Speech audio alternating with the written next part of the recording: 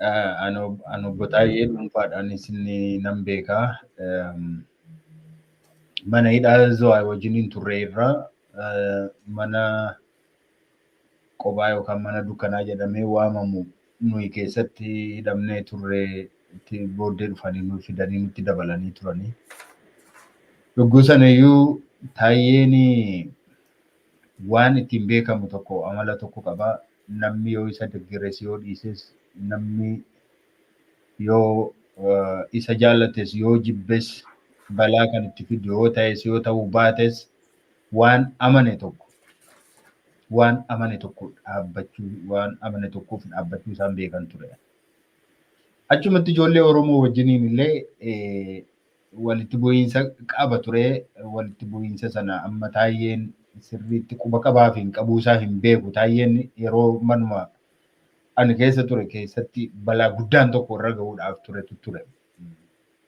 Ijoolluma keenyaan ijoolluma Oromoo biraatii jechuudha. Maaliif inni yaadisaa adda ture. Ijoolleen suni dhaaba siyaasaa tokkorraa kan dhufanidha. Taayyeen immoo isaa ala nama jirudha yookaan kan isaa wajjin mormudha. Achittis walii galuu hin dandeenye. Taayyeen balaa guddaan tokko isa qabuuf ture iddoo sanatti. Haa ta'uutii keessatti qooda fudhannee Taayyeen haa beeku haa dhiisuu hin beeku. Bakka sana akka inni jijjiirame iddoo biraa akka inni dhaqu goone warruma poolisii ifaatti iyyannee maal goone jechuudha. Maaliif namni bakka kanatti wal ajjeesuu hin qabu wal wannoon ta'u jechuudha. Maal kana maaliif hin kaase yaadi Taayyee sirriidhaaf sirrii miti jechuutu hin taane Taayyeen waan yaade hundumaa bakkaan gahuudhaaf waan dhugaadha jedhee amane tokkoof namni jaallates jibbes yoo duukaa jiraates hin jiraanne yoo ta'es nama addaan itti bu'ee kaayyoosaa galmaan gaachuu danda'udha. Keessa isaa immoo waa'ee Oromummaarraan kan hafe dantaa biraan dantaan tokkollee keessa jiraachuu isaa ani hin beeku. Hamman argetti hamman wajjiniin jiraadhetti isa booddees kanan argetti waan inni dubbaturraa waan inni barreessurraa kanan arge Taayyeen waa'ee dantaa isaatii, waa'ee dhuunfaa isaatii, waa'ee maalummaa isaa, waa'ee maatii isaatii fi jecha waan inni dalagu, waan inni dubbatu wanti takka illee nama sodaa tokko hin qabne qabsaa'aa dhugaadha. Qabsaa'aa dhugaatii Taayyeen jedheetiin fudhadhaa. Eega nuti hidhamneen booda Taayyeen waa'ee keenya waan baay'ee barreessaa ture dubbachaa ture. Haa ta'uutii Taayyeen dhuunfaadhaan jibba nurraa qabaa jedhee hin yaadu. Yookaan odeessa isa gahutu odeessa dogoggoraa ture. Hin sobu nyaata nyaachaa jiru, hin sobna jedhu malee garuu nyaachaa jiru kan jedhutu odeessatu isa gahaa ture. Kanarraan ka'eeti utuu eenyullee nuti yeroo sana deeggartoota baay'ee akka nuyi qabnu hin beeka. Haa ta'uutii kana hundumaallee utuu hin sadaatin dhugaadha jedhee sababii amaneef namnis immoo amma kana nyaata malee hin turu jedhee sababii ofiisaatiif sababii amaneefi waan sana barreessaa ture nutti qoosaa ture maal jechaa ture. Garuu waan dhuunfaa isaatiif natti hin fakkaatu ammallee ta'ee jenna. Kana dhugaa bahuuf hin qaba. Taayyeen nama beekumsas qabudha. Nama siyaasa beekudha. Nama falaasama beekudha. Nama seenaa dubbiseedha. Nama seerallee barateedha. Taayyeen nama dhugaa, nama yoo dubbise nama hubachuu danda'u, yoo dubbate nama hubachiisuu danda'u, nama amansiisuu danda'u. Rakkootti dhufu hundumaa jala dhaabbachuudhaaf nama murteeffate, nama homaa tokko booddeetti hin deebine. Karaa biraan amma waa'ee barreeffama isaatii waa'ee tokko dubbachuu barbaada. Osoo akka ogbarruu Oromootti ilaalle waan Taayyeen barreessu. Waan wanni torban darbe otoo hin hidhamiin dura barreesse torban sana keessa dura waan Taayyeen barreesse qofa otoo ilaaltan namni ogbarruu Oromoo xiinxalu tokko baratu kan barsiisu tokko otoo waan sana akka teekstii godhee fuudhee otoo irratti barsiisee natti tola. Taayyeen humna ittiin wannoo istaayilii addaa introduce godhe ogbarruu Oromoo keessatti. Istaayilii addaati. Waan wal xaxaa waan jechoota walitti gurguranii maal godhanii funaananii yookaan hima dheeraa waan akkasiitti hin fayyadamu. Hima gaggabaabduu gurra namaatti hima utuu hin taane ija namaatti agarsiisa Taayyeen. descriptive writing isa jennu wanni taayyeen barreessu ijaan argina malee gurraan dhageenya miti. Yeroo seenessu hin seenessa miti nutti agarsiisa malee. Akkana ta'e munni jedhu hin dhageenya miti. Ija keenyaan argina waan ta'e sana ijaan nu agarsiisa taayyeen. Afaanota biroo keessaatii namooti akka fakkeenyaatti fudhatamanii barreeffamni isaanii kan xiinxalamee yookaanis ogbarruu keessatti akka teekstiitti kan fudhatamu jiru kan akka Ba'aaluu Girmaa fa'aa kan akka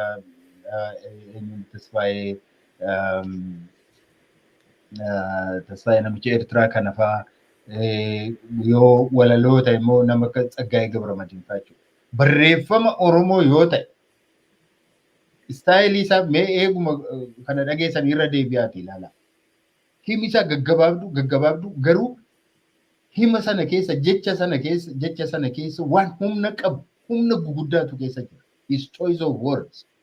Dictionary isaa akkaataan itti filatuuf akkaataan itti waa barreessu akkaataan itti waa namatti himu guddina ogbarruu Oromoof illee nama gumaacheedha taayyeen dhugaa yoo dubbanne. Highly descriptive waan inni barreessu.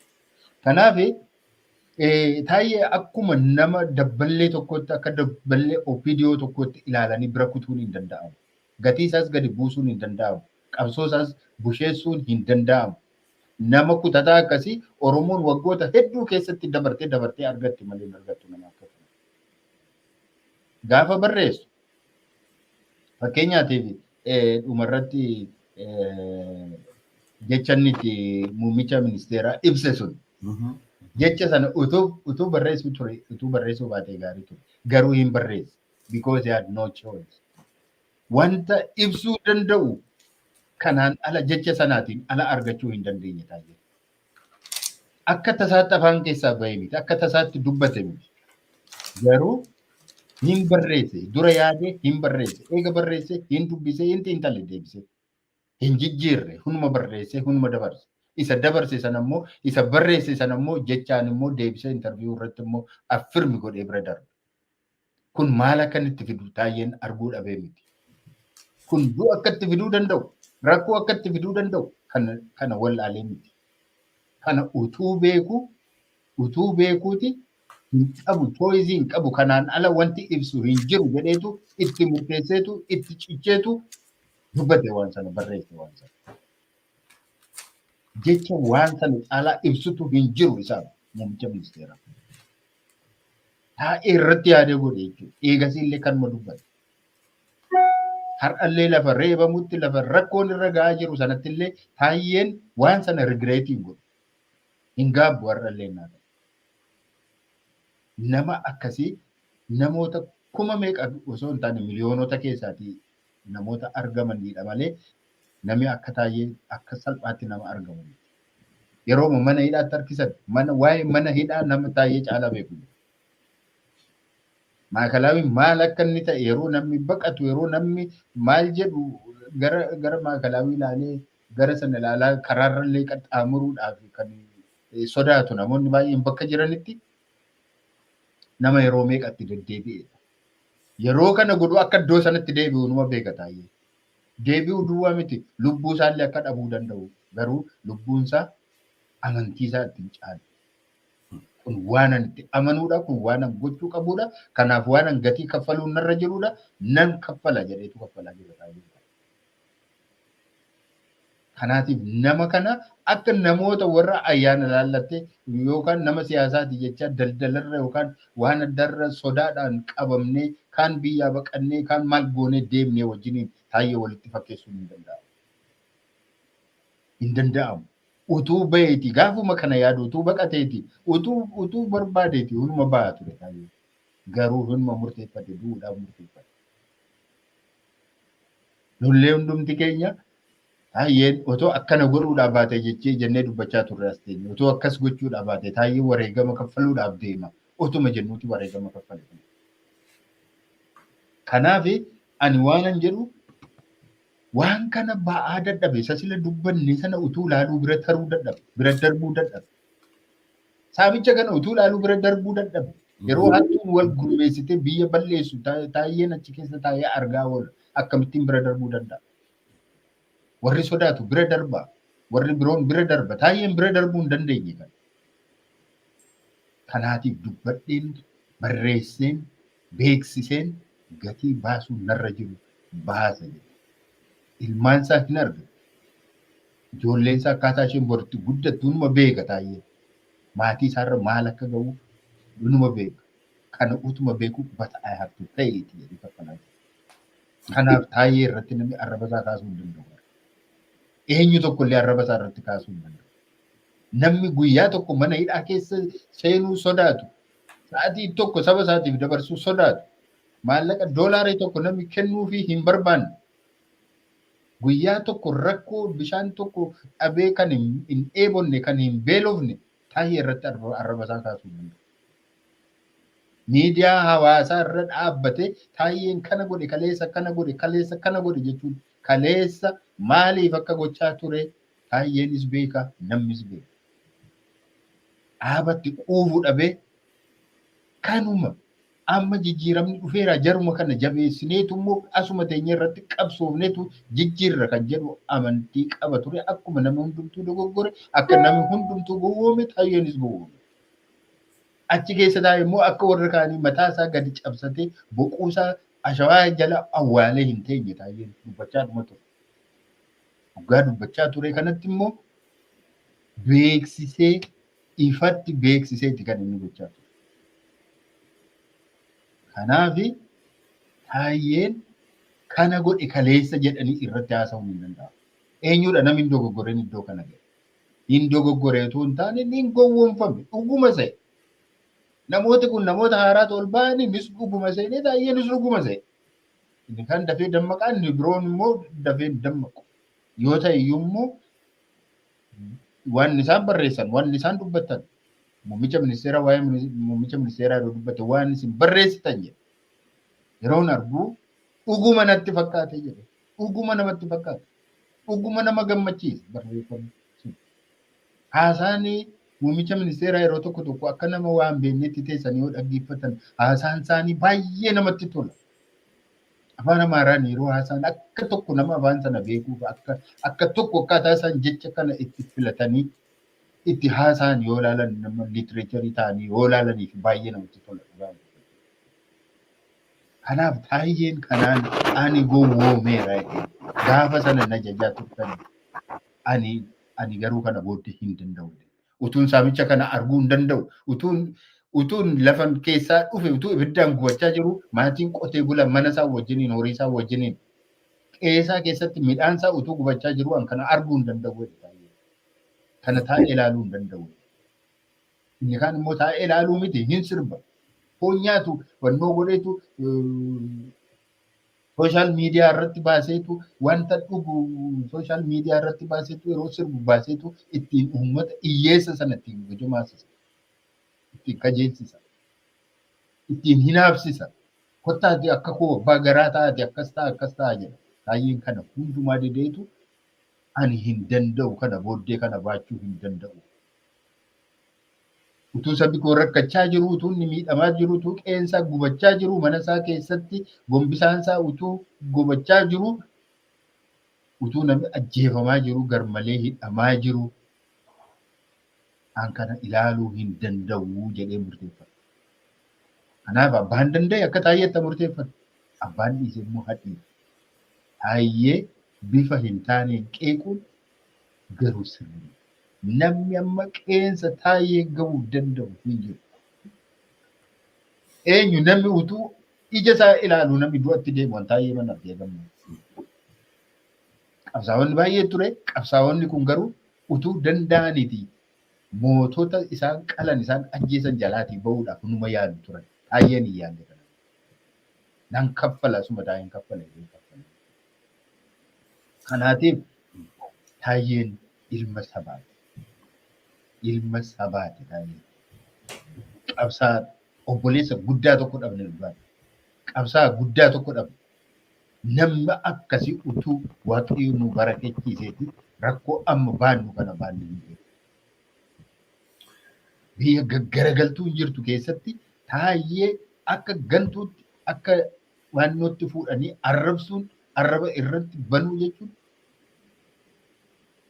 dhugaadhumatti itti nama gaafachiisa.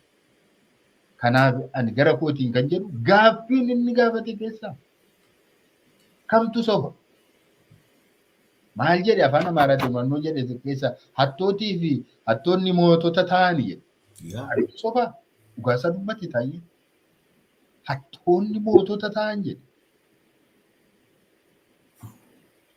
Kana keessa kanatu sobaa isa ija keenyaan argaa jirru miti. Akkaataa isaan itti jiraatan waan isaan qaban argaa jirra miti. Bakka isaan ijoollee isaanii itti barsiifatan argaa jirra miti. Ilmaan hiyyeessaa Taayyeen akka warra biroo harka namaatiin nama abidda qabatu miti. Inni kaan akkana godhe jedheetu harka nama biraatiin abidda qabachuu barbaada. Taayyeen harkuma isaatiin abiddicha qabate. Taayyeen ofuma isaatiin qabate abidda sana.